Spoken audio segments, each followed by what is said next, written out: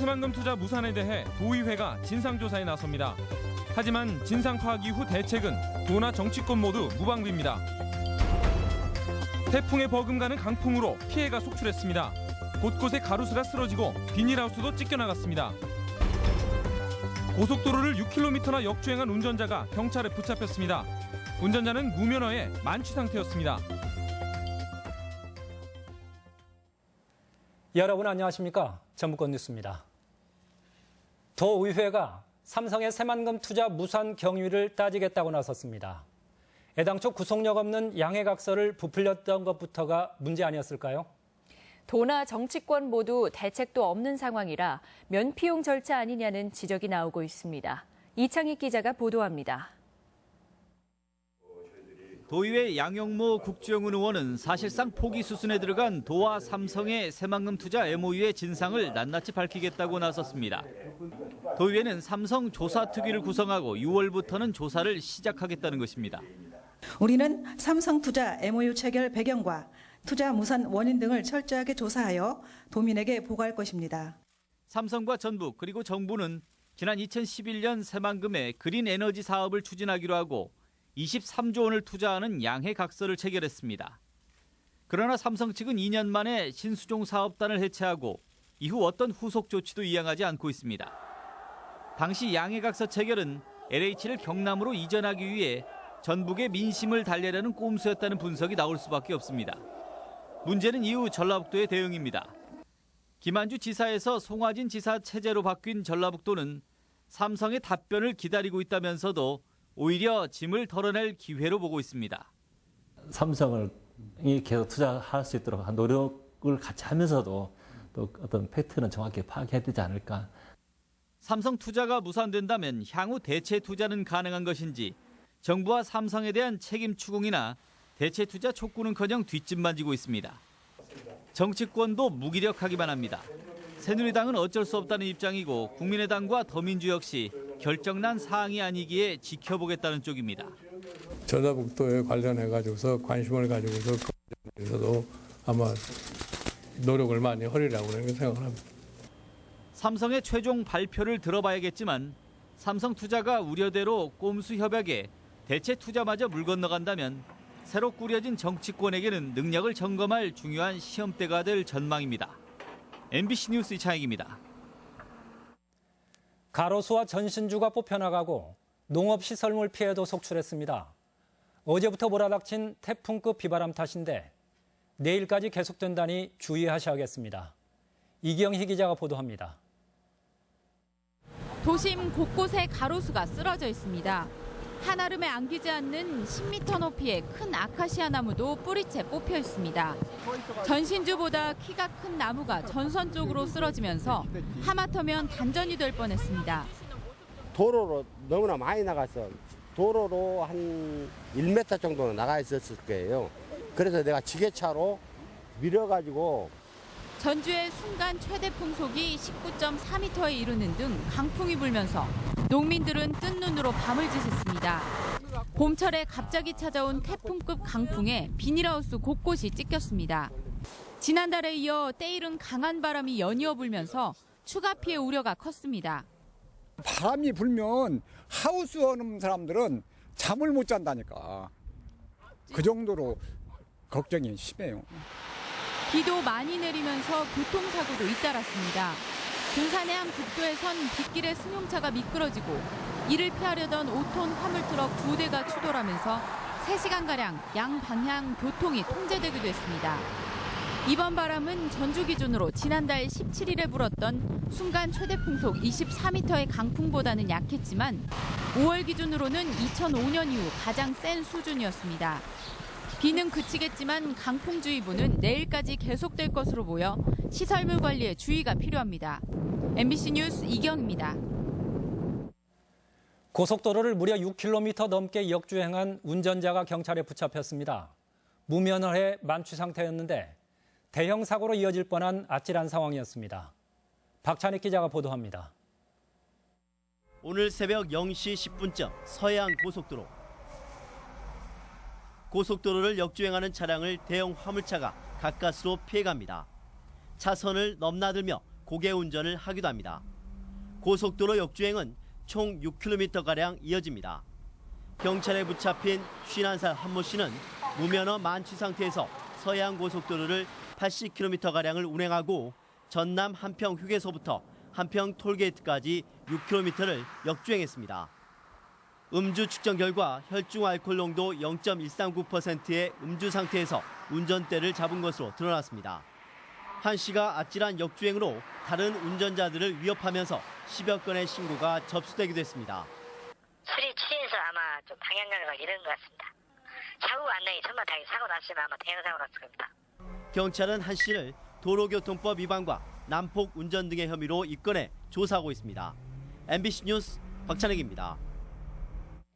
전주동물원이 30년 만에 생태동물원으로 탈바꿈하고 있습니다. 당장 이번 연휴 기간 전주동물원에 가시면 달라진 모습을 만날 수 있을 겁니다. 고차원 기자가 보도합니다.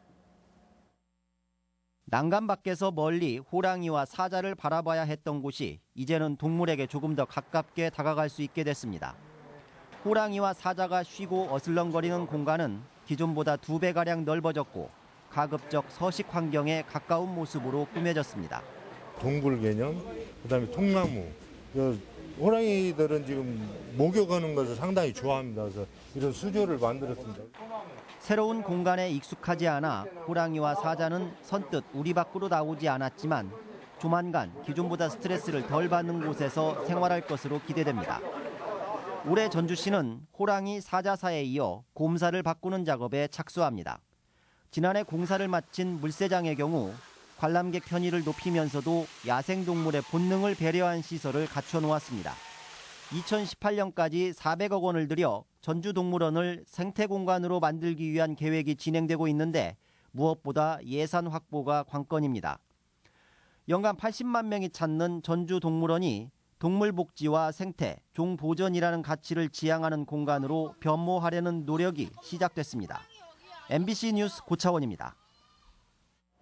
국토교통부가 조사한 상업용 부동산 임대 동향에 따르면 도내 중대형 상가의 경우 점포가 비어있는 공실률이 17.5%, 소형 상가는 8.2%에 이르는 것으로 나타났습니다. 특히 경기 둔화로 공실률은 지난 분기에 비해 다소 늘어난 반면 임대료는 오히려 소폭 상승한 것으로 조사됐습니다. 중부권 시도 광역자치단체들이 정책 협력을 확대하기로 했습니다. 전라북도는 대전과 세종시, 충남북 등 7개 시도와 함께 중부권 정책협의회를 구성해 다음 달 출범하기로 했습니다. 전라북도는 중부권 정책협의회를 통해 새만금에서 포항까지 연결하는 동서 삼축 고속도로와 전주, 김천 간 복선 전철을 공동 추진한다는 계획입니다. 대학병원에 입원해 치료를 받던 50대 암 환자가 목을 매 숨졌습니다. 지난해에도 암 환자 투신 자살이 있었는데 경찰은 관리 소홀 여부를 수사하고 있습니다. 김하연 기자입니다. 오늘 새벽 5시 20분쯤 도내 한 대학병원 지하에서 50대 남성이 계단 난간에 목을 맨 것을 병원 직원이 발견했습니다. 암 치료를 위해 올해 초부터 장기 입원해 있던 50대 환자였습니다. 발견된 직후 이 병원 응급실로 옮겨졌지만 끝내 숨졌습니다. 경찰들이 몇 명인가 이렇게 조사하는 것 같아요. 신고 들어왔다고. 경찰은 현장에서 발견된 유서 등을 토대로 처지를 비관해 스스로 목숨을 끊은 것으로 보고 정확한 경위를 조사 중입니다. 이 병원에서는 지난해 9월 60대 암 환자가 창밖으로 투신해 숨지기도 했습니다. 모두 암으로 장기간 투병해온 환자들로 병원 측 관리 인력이 적은 새벽에 발생했습니다.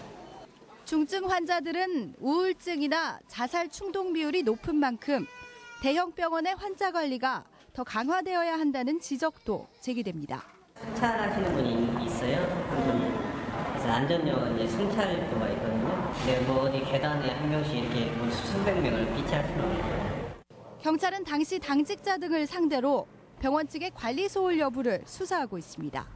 MBC 뉴스 김하연입니다. 정부의 산업 연계교육 활성화 선도대학인 프라임 사업 공모 결과 원광대는 한 해에 150억 원씩 3년 동안 450억 원을 지원받는 대규모 사업에 선정됐으며 군산대는 3년간 150억 원을 지원받는 소규모 사업에 선정됐습니다. 이에 따라 원광대는 정원과운대 535명, 군산대는 142명을 공학 계열로 전환할 예정입니다. 전라북도는 도민체전의 종합순위가 하루 만에 뒤바뀐 파행과 관련해 행사를 주관한 도체육회 관계자들 상대로 원인을 조사하고 책임자를 문책한다는 방침입니다. 도체육회는 그제 폐막한 도민체전에서 전주시가 종합 우승을 했다고 공식 발표했지만 하루 만에 군산시로 정정해 논란을 빚었습니다. 이어서 오늘의 간추린 소식입니다. 어린이날을 맞아 전북대학교가 대규모 어린이날 행사를 열기로 했습니다. 전북대는 도서관과 박물관 견학 등 대학 탐방 프로그램과 소운동장에서 다양한 게임과 공연을 펼치기로 했습니다. 어린이날 오전 8시부터 오후 7시까지 동물원으로 향하는 셔틀버스가 운행됩니다. 셔틀버스 출발지는 종합경기장 수당문과 전북대병원 본관 앞, 우아중 교문과 어린이회관 정문 앞입니다. 5일 시작하는 한지 문화축제에 맞춰 전주 무형문화재들의 작품 전시회가 열립니다. 한국전통문화전당에서 열리는 전시회는 태극선의 조충익 명인 등 5명의 분야별 인간 문화재가 참여합니다. 연휴 기간 해수면 수위가 높아질 것으로 예측돼 주의가 요구됩니다. 오는 6일부터 사흘간 조수간만의 차가 큰사리에 대객기가 겹쳐 해수면이 7m 50cm 이상으로 일부 지역에 바닷물 유입이 예상됩니다. 완주군과 방송코미디언협회는 완주 농촌사랑학교에서 엄용수와 남보원 등이 출연합니다. 전북권 뉴스였습니다.